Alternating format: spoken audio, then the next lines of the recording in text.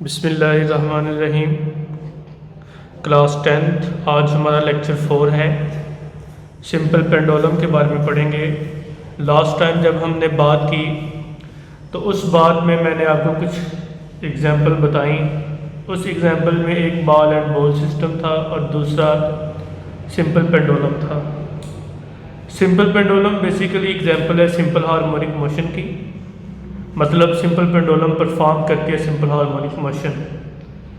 सबसे पहले इसकी कंस्ट्रक्शन देख लें। सिंपल पेंडुलम एक छोटी सी बॉब पर मुश्तमिल होती है और उस बॉब का कोई मैस m होता है।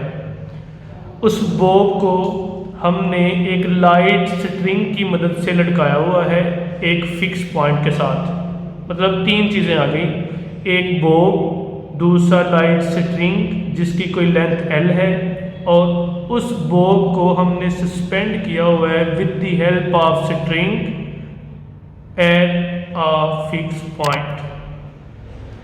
तो ये तो इसकी थी कंस्ट्रक्शन।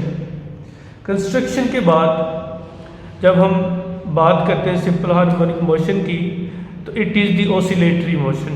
ये बेसिकली क्या है, एक ऑसिलेटरी मोशन है और इसमें बॉडी मूव करती है to and fro, back and forth. तो इसको लेके हम आगे चलते हैं। देखिए, सबसे पहले अगर आप बात करें तो बॉडी इनिशियली पड़ी हुई है at point O। O is the mean position. Mean position पे जब ये बॉब पड़ी हुई है तो डेफिनेटली हैंग की हुई है, आपने इसको लटकाया हुआ with the help of string. तो जब कोई बॉडी लटक रही है तो इट मीन कि उसका अपना कोई वेट होगा और वेट हमेशा एक्ट करता है वर्टिकली डाउनवर्ड।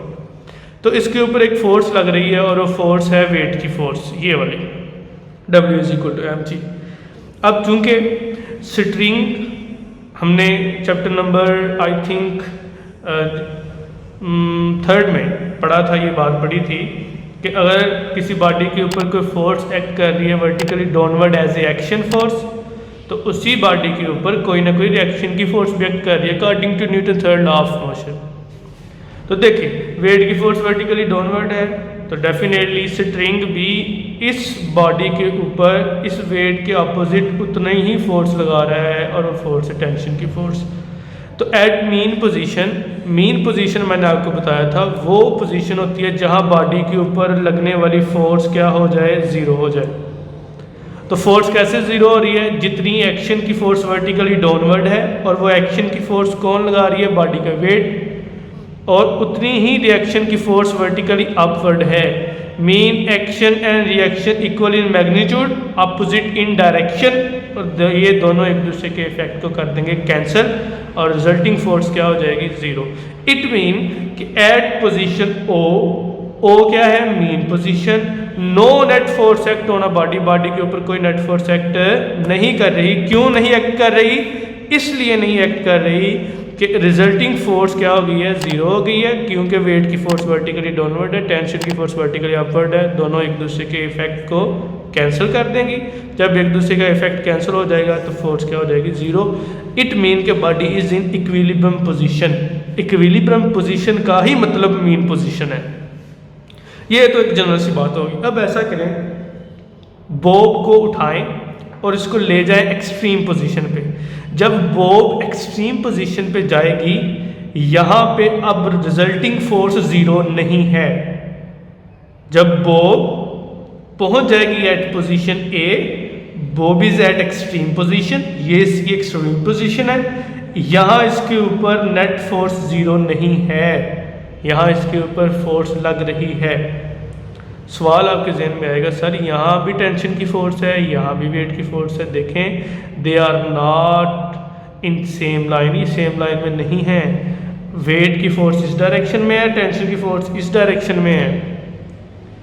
तो फिर क्या करेंगे हम यहाँ ऐसा करेंगे कि ये फोर्स, ये जो नो फोर्स अलोंग स्ट्रिंग के अलोंग कोई फोर्स नहीं होगी। क्यों नहीं होगी, क्योंकि आप देखें यहाँ पे वेट की फोर्स को आपने रिजॉल्व कर लिया है दो कंपोनेंट में, एक mg sin थीटा और एक mg cos थीटा।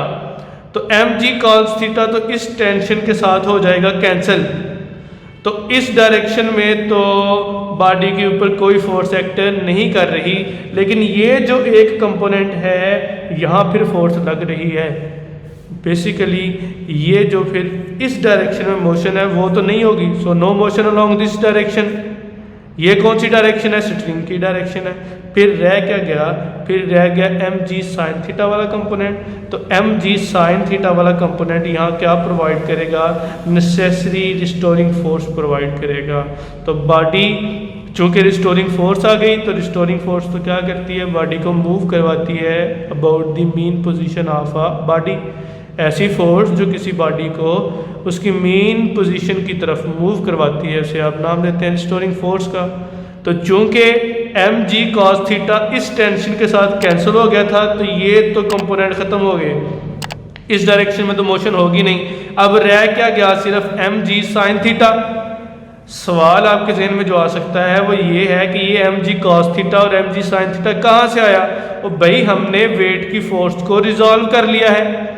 कैसे रिजॉल्व किया है? रेजोल्यूशन ऑफ फोर्सेस में आपने पढ़ा था कि आप एक फोर्स को उसके दो म्यूचुअली परपेंडिकुलर कंपोनेंट में रिजॉल्व कर सकते हैं। तो मैंने ये कहा, ये कंपोनेंट टेंशन के साथ कैंसिल हो गया, एम जी साइन थीटा रह गया। यहाँ पे ये जो एम जी साइन थीटा है, it provided the necessary restoring force, और रिस्टोरिंग फोर्स बॉडी को मूव करवाएगी टुवर्ड ओ पोजीशन। जब बॉडी टुवर्ड ओ पोजीशन मूव करेगी, ओ पोजीशन मीन पोजीशन, तो क्या होगा? डेफिनेटली जब body toward mean position move करेगी तो इसकी वेलोसिटी मैक्सिमम हो जाएगी। लेकिन याद रखिएगा, बॉडी इस पोजीशन पे आके रुकेगी नहीं, ड्यू टू इनर्शिया। इनर्शिया की वजह बॉडी यहाँ से रुकने की बजाय ये बॉडी आगे मूव करेगी toward the extreme position B. जब ये एक्सट्रीम पोजीशन की तरफ मूव करेगी तो देन आपको पता है इसकी वेलोसिटी डिक्रीज हो जाएगी। मैंने ये बात बताई थी, जब बॉडी हमेशा एक्सट्रीम पोजीशन की तरफ जाती है तो वेलोसिटी डिक्रीज होती है, जब वो मूव करती है मीन पोजीशन की तरफ तो वेलोसिटी इंक्रीज होती है। चूँकि बॉडी अब मूव कर रही है एक्सट्रीम पोजीशन की तरफ, इसकी वेलोसिटी डिक्रीज हो रही है क्योंकि रिस्टोरिंग फोर्स इसको अपोज कर रहा है। अच्छा, बी पोजीशन पे जब पहुंच गई बॉडी, तो यहाँ भी वही सेम बात जो हमने एक्सट्रीम पोजीशन ए पे की है, यहाँ भी इसकी वेट की फोर्स वर्टिकली डाउनवर्ड है। टेंशन की फोर्स स्ट्रिंग के लॉन्ग और एम जी कॉस थीटा दोनों एक दूसरे के इफेक्ट को कैंसिल कर देंगे। यहाँ भी क्या बच जाता है? एम जी साइन थीटा। तो in this case M ji sine theta फिर प्रोवाइड करेगा नेसेसरी रिस्टोरिंग फोर्स और बॉडी मूव करेगी टुवर्ड मीन पोजीशन ओ। और याद रखिएगा, इस केस में हमेशा एक्सेलरेशन टुवर्ड मीन पोजीशन होगी। एक्सेलेरेशन ऑफ बॉडी हमेशा किसकी तरफ होगी? मेन पोजीशन की तरफ होगी। तो इस तरह body continuously to and fro motion जो है वो परफॉर्म करती रहेगी, to and fro motion perform करती रहेगी, और बिल आखिर जब सारी की सारी energy due to air friction loss हो जाएगी, ख़त्म हो जाएगी, तो बॉडी एट लॉस जो है वो किस पे आकर रुक जाएगी? वो रुक जाएगी मीन पोजीशन पे आकर। देखिए ना, पहले वो ए पोजीशन पे आपने छोड़ा, रिस्टोरिंग फोर्स किस कंपोनेंट ने प्रोवाइड की? एम जी साइन थीटा ने। एम जी साइन थीटा ने रिस्टोरिंग फोर्स प्रोवाइड की, रिस्टोरिंग फोर्स को लेके आया मीन पोजीशन की तरफ। मीन पोजीशन की तरफ आते हुए बॉडी की वेलोसिटी क्या हो गई? इंक्रीज हो गई। ठीक है, जब ये इस डायरेक्शन में आ रही थी बॉडी। अब मीन पोजीशन पे आगे क्यों नहीं रुक रही? ड्यू टू इनर्शिया वो यहाँ पे नहीं रुक रही। जब वो यहाँ पे नहीं रुकेगी तो वो मूव करेगी toward another extreme position B, वो बी पोजीशन जो कि एक्सट्रीम पोजीशन है उसकी तरफ जाएगी। यहाँ पे भी स्ट्रिंग के लॉन्ग टेंशन है और एम जी कॉस थीटा है, यहाँ पे भी आपने वेट को दो के हिस्सों में डिवाइड कर लिया। तो इस तरह ये कंपोनेंट इस टेंशन के साथ कैंसिल हो गया, बच फिर क्या गया? एम जी साइन थीटा। तो दोबारा फिर बॉडी किसकी तरफ मूव करेगी? ओ की तरफ। इस तरह टू एंड फ्रो मोशन होती जाएगी और बिल आकर बॉडी यहाँ रुक जाएगी। क्यों रुक जाएगी?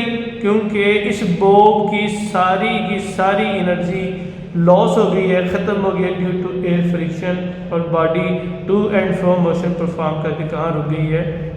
तो इसी तरह एक्सट्रीम पोजीशन पे भी वही है कि बॉडी बॉब जो है at extreme position B, net force acting on a bob, यहाँ पे नेट फोर्स लग रही है, नेट फोर्स स्ट्रिंग के ऊपर लग रही है, तो इस तरह इसकी मोशन भी होगी। यहाँ पे भी टेंशन और एम जी cos थीटा एक दूसरे के इफेक्ट को कैंसिल कर देंगे, बच क्या जाएगा एम जी साइन थीटा, तो वो प्रोवाइड करेगा नेसेसरी स्टोरिंग फोर्स। और याद रखिएगा स्पीड हमेशा बॉब की इंक्रीज कब होगी, जब वो एक्सट्रीम पोजीशन से मीन पोजीशन की तरफ मूव करेगा। ए एक्सट्रीम पोजीशन है, ओ मीन पोजीशन। और कब डिक्रीज होगी, जब बॉडी मीन पोजीशन से एक्सट्रीम पोजीशन की तरफ मूव करेगी। तो इस तरह से अगर आप फाइंड करना चाहते हैं one vibration of a body, तो इसका टाइम पीरियड फाइंड करने का हमारे पास फार्मूला है, और वो फार्मूला है T is equal to 2 pi square root of L over G। L is the length of string, G is the gravitational constant. L length है स्ट्रिंग की, G ग्रेविटेशनल कांस्टेंट है, T is the time period of bob. तो इस तरह से आज हमने क्या किया, आज हमने सिंपल पेंडुलम के बारे में पढ़ा। तो ये मैंने कुछ मार्क कर दिए हैं, पॉइंट्स हाईलाइट कर दिए हैं। ये वो पॉइंट्स हैं कि जिनको आप देखेंगे आपको लेक्चर की इंशाल्लाह समझ आ जाएगी। ये सारा आपने यहाँ से लेकर यहाँ तक याद करना है। बाकी इंशाल्लाह डेफिनेशन सिंपल हार्मोनिक मोशन की मैंने पहले थोड़ी सी बता दी थी आपको। अब मैं इंशाल्लाह इसको कल फिर दोबारा एक्सप्लेन कर दूँगा। कल बेसिक टर्म पढ़ेंगे, तो ये आपने यहाँ तक सारा इसको लिखना भी है और याद भी करना है। फ़ी मानल्लाह, अस्सलाम।